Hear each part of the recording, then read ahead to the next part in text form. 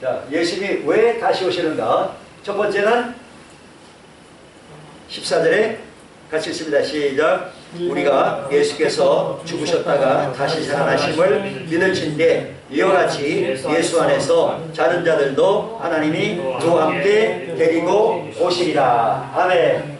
천국에 앞서간 성도들을 예수님이 다시 데리고 오신다. 그러기 위해서 오신다.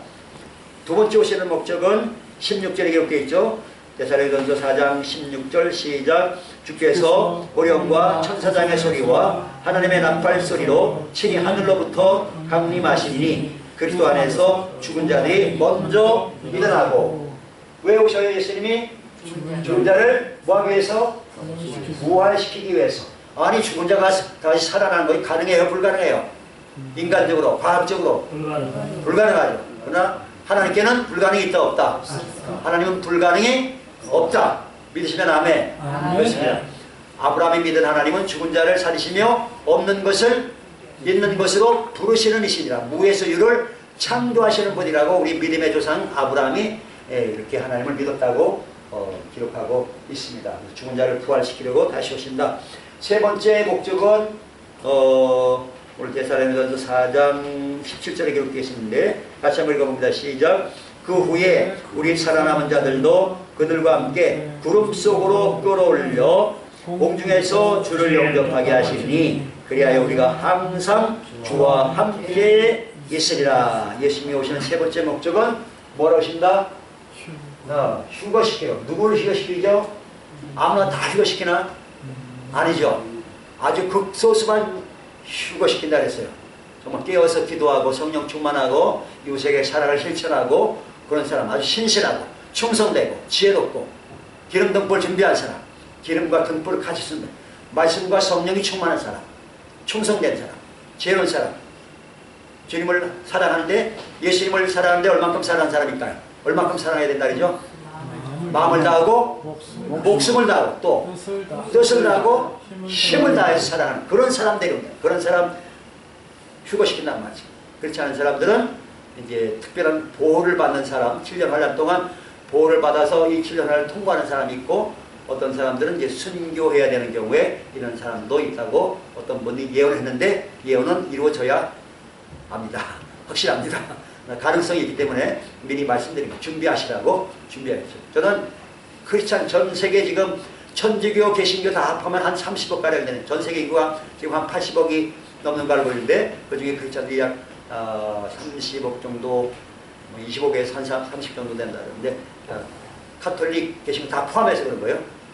그래서 나는 카톨릭은 가능성이 좀 적고, 개신교 중에서 몇 퍼센트가 휴거될 수 있을까? 내 나름대로는 한 10%는, 예수님 한 10%는 좀 휴거되지 않겠습니까? 그렇게 나는 생각하고 있는데, 그보다 훨씬 더 1%로 말씀하는데, 그건 뭐 100% 성경이 없으니까, 성경이 없지만은 주님께로부터 받은 어떤 계시나 예언이 있기 때문에 가능성은 있다고 저는 봐요. 그래서 정말 정신 똑바로 차리고 신앙생활을 열심히 잘해야 된다. 아멘. 네. 나중에 후회하면 안 되니까, 하루하루를 정말 소중하게 보내, 소중하게 주님과 함께 동행해야 된다. 에녹은 최초로 휴거된 사람, 왜 수많은 사람 중에서 에녹을 데려갔을까요? 왜 데려갔죠?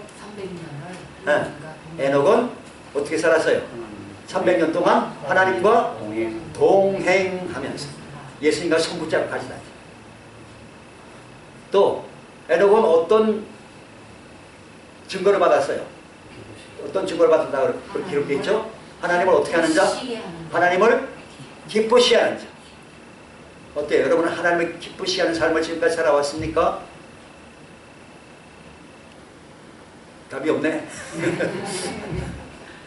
하나님을 기쁘시게 하는 앞으로의 삶을 살기 원하십니까? 아멘. 꼭 그렇게 사시기 바랍니다. 아멘. 지금 지나온 세월은 혹시 내가 잘못했더라도 다 용서해 주시고, 앞으로는 정말 하나님을 기쁘시게 하는 삶을 살게 도와주옵소서. 예수님과 성령님과 동행하는 삶을 살게 됩니다. 그런 사람을 데려가십니다. 네 번째는 요한계시록 22장 12절로 15절 같이 읽어보겠습니다. 성경 맨 마지막 부분에 나와요. 요한계시록 22장 12절부터 15절까지 신약성경 422쪽입니다. 신약성경 제일 끝이에요. 제일 끝부분 요한계시록 22장 12절부터 15절까지 제가 봉독하겠습니다. 보라, 내가 속히 오리니 내가 줄 상이 내게 있어 각 사람에게 그가 행한 대로 갚아주리라. 나는 알파와 오메가요 처음과 마지막이요 시작과 마침이라. 자기 두루마기를 빠는 자들은 복이 있으니 이는 그들이 생명나무에 나가며 문들을 통하여 성에 들어갈 권세를 받으려 함이로다. 개들과 점술가들과 음행하는 자들과 살인자들과 우상숭배자들과 및 거짓말을 좋아하며 지어내는 자는 다 성 밖에 있으리라. 아멘. 자, 예수님이 뭐하러 오신대요? 네 번째, 뭐하러 오신대요? 행한 대로 갚아주십시오. 뭐한 대로? 행한 대로. 여러분이 행한 대로 갚아주기 위해서입니다. 갚아주기 위해서.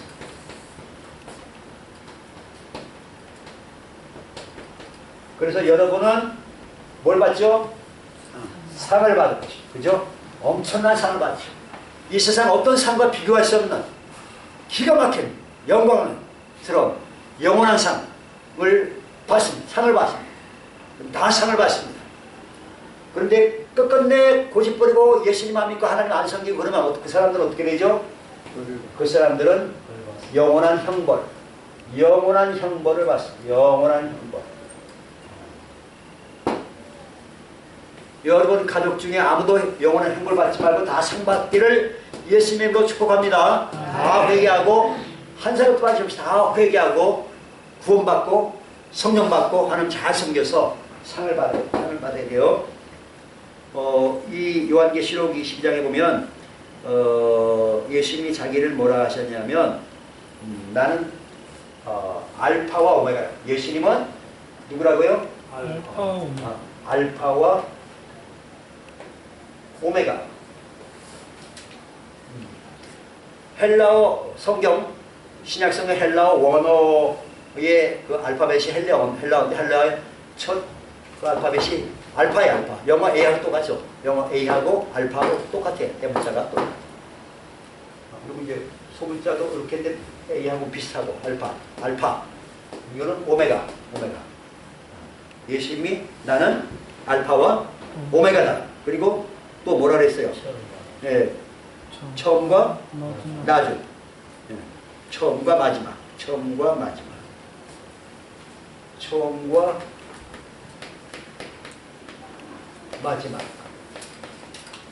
또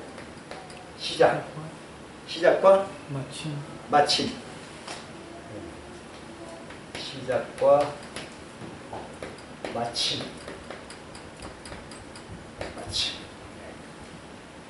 처음이라는 단어는 이제 프로토스인데, 프로토스. 마지막은 에스카토스.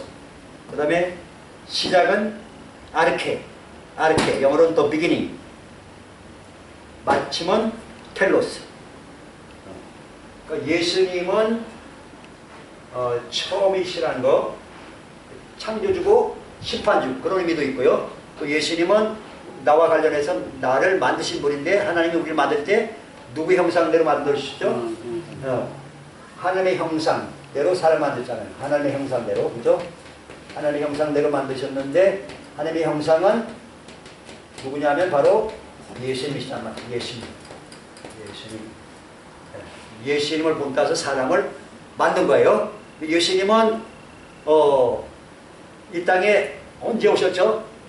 올해가 2026년 우리가 왜 2016년이죠?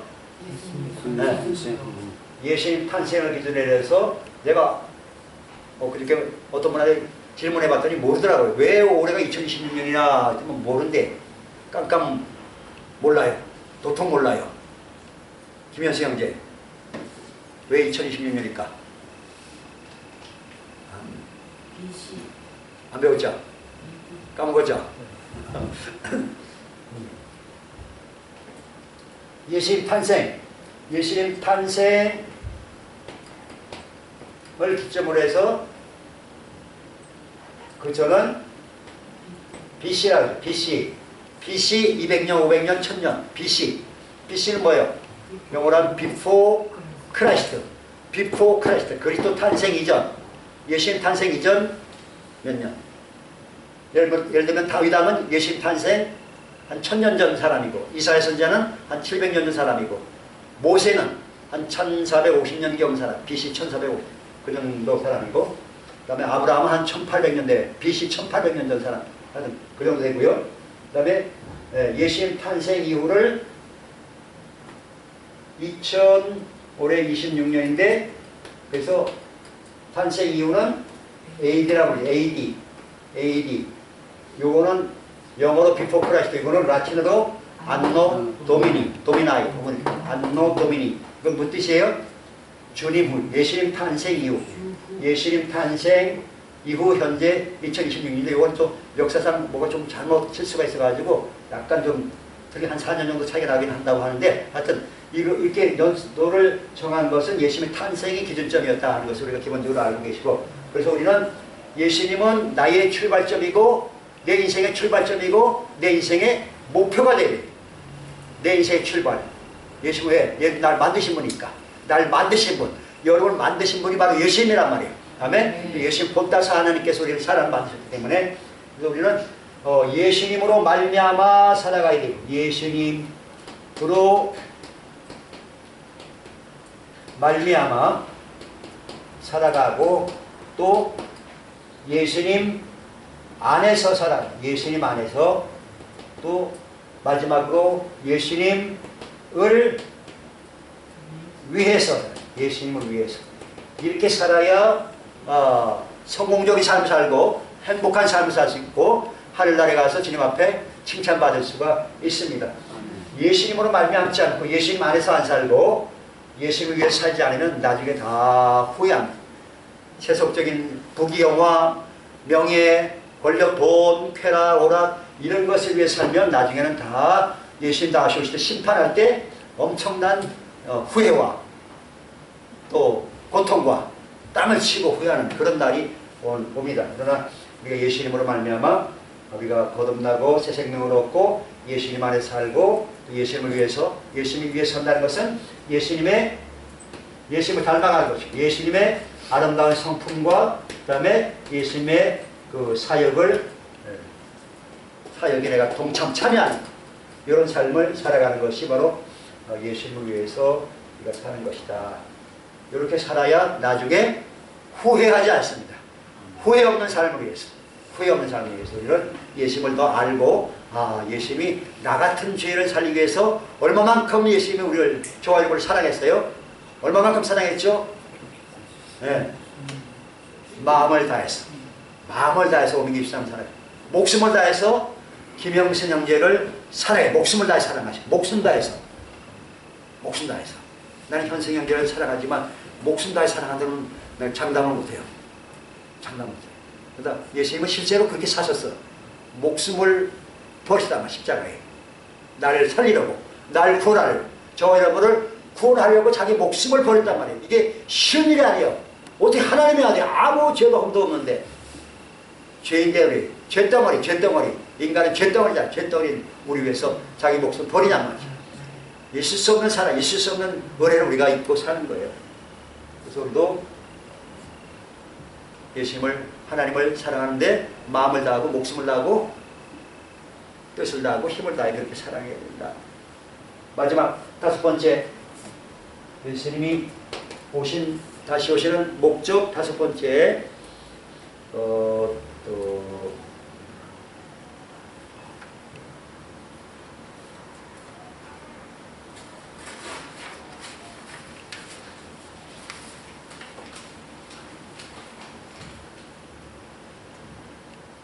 요한계시록 20장 조금 한 장만 더 뒤로 넘기면 요한계시록 26장에 20장 6절에 보면 420페이지인데요.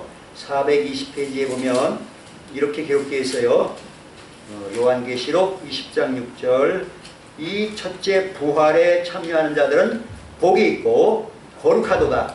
둘째 사망이 그들을 다스리는 권세가 없고 도리어 그들이 하나님과 그리스도의 제사장이 되어 1000년 동안 그리스도와 더불어 왕노릇하리라. 아멘. 이렇게 기록되어 있습니다. 예수님이 뭐 때문에 다시 오실까요? 뭐 하러 오시죠? 예. 천년왕.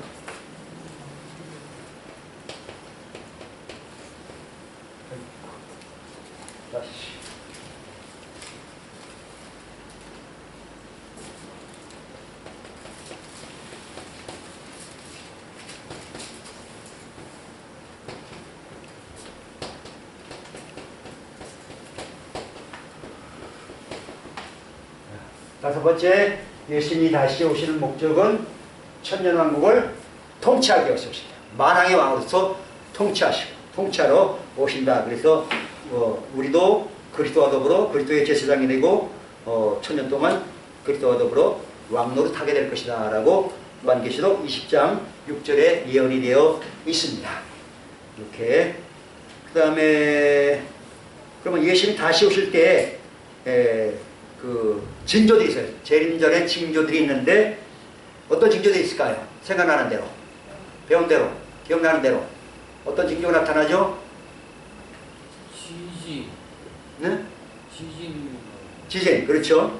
누가복음 21장 10절에 네 가지 징조가 나오는데 누가복음 21장 10절 11절 또 이르시되 민족이 민족을 나라가 나라를 대적하여 일어나겠고 전쟁이에요. 전쟁. 지금도 계속 전쟁 터지잖아요. 또 그러니까 지금 1차 대전, 1차 세계대전, 2차 세계대전이 있었고 지금 전쟁이 계속되다 결국엔 나중에는 뭐가 일어나죠? 제3차 세계대전이 일어날 것이라고 성경에 에스겔 38장에 예언이 되어 있습니다. 예언되어 있어요. 반드시 3차 대전이 일어납니다. 그 다음에 전쟁. 두 번째는 곳곳에 큰 지진, 엄청난 지진, 큰 지진과 기근. 그 다음에 네 번째 전염병. 코로나 같은 그런 전염병. 그런 것이 일어나겠고 또 무서운 일과 하늘로부터 큰 징조들이 있을 것이라고 이렇게 누가복음 21장에 예언되어 있습니다. 그리고 예수님이 다시 오시는 마지막 징조라기보다도 뭐가 성취되어야 되냐면 마태복음 24장 14절에 이 천국 복음이 모든 민족에게 증언되기 위하여 온 세상에 전파되리니 그제야 뭐가 오리라? 끝이 오리라. 그제야 끝이 오리라. 뭐가 전파되면? 전 세계 모든 민족, 모든 족속, 저 남미나 아니면 저 남태평양 같은데 아니면 저 아프리카 같은데 아주 원시인들 그런 사람들까지 복음이 다 전파될 때 예수님이 다시 오신다 이렇게 예언이 되어 있습니다. 그러면 예수님은 그럼 정확해 예수님 오시는 연도, 달, 시간 아는 사람 있을까요? 네. 아는 사람 있다고 하면 잘못된 사람입니다. 거짓말쟁이입니다. 마태복음 24장 36절 37절에 그러나 그날과 그때는 아무도 모르나니 하늘의 천사들도 모르고 아들도 모르고 오직 누가만 아신다. 아버지, 하나님 아버지만 아시느니라. 노아의 때와 같이 인자의 임함도 그러하리라 라고 마태복음 24장 36, 37절에 예언되어 있습니다. 그럼 예수님은 어디로 오실까? 어디로 오시죠? 첫째는 공중재림.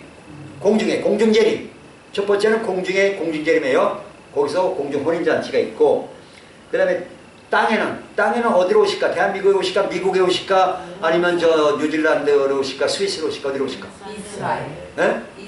이스라엘 어떻게 알았어요? 네. 성경에 써 있으니까. 어디에요? 구약성경 스가랴 14장 4절에 예언되어 있습니다. 스가랴 14장 4절에 그날에 그의 발이, 예수님의 발이 예루살렘 앞 곧 동쪽 감람산에 서실 것이요 감람산은 그 한가운데가 동서로 갈라져서 매우 큰 골짜기가 되어서 산 절반은 북쪽으로 절반은 남쪽으로 옮기게 되는 큰 지진이 일어날 예수님 다시 오실 때 지상 재림할 때 그 예루살렘의 감람산에 그 큰 지진이 나가지고 그 산이 이렇게 절반 옮기게 될 것이라고 스가랴 14장 4절에 예언되어 있습니다. 그래서 예수님이 저 경기도 가평인가 어디 청평인가 어디 아니야 하여튼 신천지교가 어디고 어느 교가 진짜 가평에 있어요. 우리나라 온다. 새빨간 거짓말입니다. 뭐 청계산이 온다 무슨 산이 온다 거짓말이에요. 예수님은 정확하게 자기가 승천하신대 부활 실천하신대 무슨 산이죠? 감람산 예루살렘 감람산에서 하늘로 올라가셨잖아요. 거리로 바로 오신다. 거리로 딴 데 오시는 게 아니고 미국에 오시는 것도 아니고 한국에 오시는 이스라엘 예루살렘에 다시 오실 것이다 이렇게 말씀했습니다.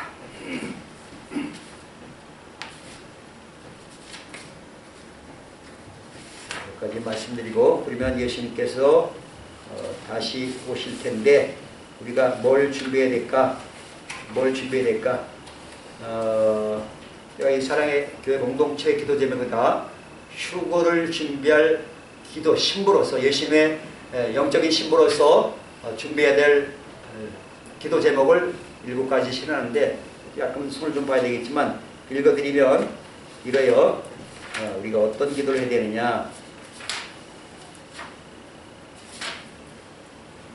주님의 신부로 휴거되기 위해서는 이렇게 기도해야 됩니다. 곧 다시 오실 예수님을 뜨겁게 사랑하고 사모하는 마음을 주시고 거룩한 보혈과 하나님의 말씀 그리고 성령님을 의지하여 성결한 삶을 살게 도와 주옵소서. 성결한 삶을 살아요. 성결하게. 성결 안 하면 어떻게 예수님 데려가겠단 말이에요. 예수님이 내가 거룩하니 너희도 거룩하라 그래. 거룩한 신부가 돼요. 거룩한 삶을 살아야 됩니다. 성결한 삶. 두 번째, 날마다 자기를 부인하고 자기 십자가를 지고 오직 성령 충만을 받아 마음을 다하고 목숨을 다하고 뜻을 다하고 힘을 다하여 하나님을 사랑하고 주님의 몸된 교회와 이웃을 사랑하는 삶을 살게 도와 주시옵소서. 세 번째, 에녹처럼 믿음으로 하나님과 동행하며 원망과 불평, 세상 자랑과 교만을 버리고 온유하고 겸손한 마음으로 모든 사람과 더불어 화평함과 거룩함을 따르게 하소서. 네 번째, 하나님의 것을 뭐하지 않고 도둑질하지 않고 즐거운 마음으로 온전한 실조와 봉헌물을 드릴 수 있는 금보다 귀한 믿음을 주소서. 금보다 귀한 믿음을 주소서. 많은 사람들이 교회 다니는 사람들이 하나님보다 뭘 더 좋아해? 돈을 더 좋아해. 돈을 더 의지해. 하나님보다 돈을 더 신뢰해. 그러니까 하나님 앞에 11조 헌물을 못하는 거예요. 그것 때문에 교회 안 나오는 사람도 많습니다. 이거는 두 주인을 섬기. 하나님이 내 삶의 주인이든지 돈이 내 주인이든지 둘 중에 하나 선택해. 그래서 이거 해결되지 않은 사람도 휴거될 가능성이 낮다. 다섯 번째, 오직 영혼 구원과 제자 양육에 인생의 목적을 두고 예수님의 성품과 사역을 본받아서 제자 양육 구절의 성취에 집중하는 삶을 살아가도록 뜨거운 구령의 열정을 부어주소서. 이렇게 기도 제목을 삼았고요. 여섯 번째는 서로 돌아보아 사랑과 선행을 격려하며 모기를 힘쓰게 도와주옵소서. 사랑의 영을 충만히 부어주셔서 서로 사랑하고 용서하며 긍휼과 자비를 베풀게 하소서. 일곱 번째, 매일 말씀의 충만을 받아 모든 염려와 두려움을 몰아내고 감사와 찬송과 기쁨이 넘치며 선행과 나눔의 삶을 통해 하나님을 기쁘시게 섬기는 행복을 누리도록 도와주시옵소서. 그 다음에 추가할 것이 있는데 이제 정신 차리고 하루 1시간 이상 기도하는 습관을 가지고 사명 감당하게 하옵소서. 사명 감당. 우리 사명 선언을 묻죠. 사명 감당하게 하옵소서. 마지막 아홉 번째는 주님이 주신 비전 성취. 3명을 제사 삼고 그 3명이 또 9명씩 제사 삼고 12명 점점점 번성하면 1000명 이상까지도 이렇게 제사 삼는 주님이 가장 기뻐하시는 거 천하보다 귀한 영혼 구원받는 온 천하보다 귀한 한 영혼 구원받는 그리고 그 사람을 제사함는 가장 기뻐하시는 열매니까 내 삶의 신앙생활의 열매니까 이런 열매를 맺고 주님을 사모 기다리면 주님께서 반드시 여러분의 이름을 호명해서 혼인잔치에 여러분 데려가실 줄로 믿습니다. 준비는 잘 하시기 바랍니다. 아멘. 기도하겠습니다. 아버지 하나님 감사합니다. 죄 많고 허물 많은 우리들 천국의 지옥도 모르고 마귀의 노예로 죄의 노예로 살던 우리들을 이처럼 사랑하셔서 자기 아들 십자가에 화목제물로 대속의 제물로 내어주신 하나님 아버지 그 크신 은혜와 사랑을 무슨 말로 다 감사하오리까. 사랑의 구주 예수님 나 같은 죄인 대신해서 십자가에 고난당하시고 침뱉음을 당하시고 가시멜령을 쓰시고 수많은 채찍에 39대 채찍에 맞으시고 손과 발에 못 박히시고 창으로 옆으로 찔리셔서 물과 피를 다 쏟아주신 예수님, 부활의 생명이신 예수님, 다시 오실 예수님을 사랑하고 사모합니다. 더욱 주님을 알고 더욱 사랑하게 도와 주시옵소서. 아멘. 주님께서 마음을 다하고 목숨을 다하고 힘을 다하고 뜻을 다하여 우리를 사랑하실 거죠. 우리도 예수님을 사랑할진대 진심으로 마음을 다하고 목숨을 다하고 힘을 다하고 뜻을 다하여 주님을 더욱 사랑하게 도와 주시옵소서. 이웃을 더욱 사랑하게 도와 주시옵소서. 부끄럼 당치 않고 우리 영과 혼과 몸이 흠없이 정없이 주님의 날에 주님의 영광스러운 잔치에 참여하시도록 성령 충만, 말씀 충만, 믿음 충만, 사랑 충만, 능력 충만한 삶, 하나님 모든 충만하신 것으로 충만한 삶을 살아내도록 도와 주시옵소서. 예수님의 거룩하신 이름으로 감사하며 기도합나이다. 아멘. 할렐루야. 하나님께 영광 올리겠습니다.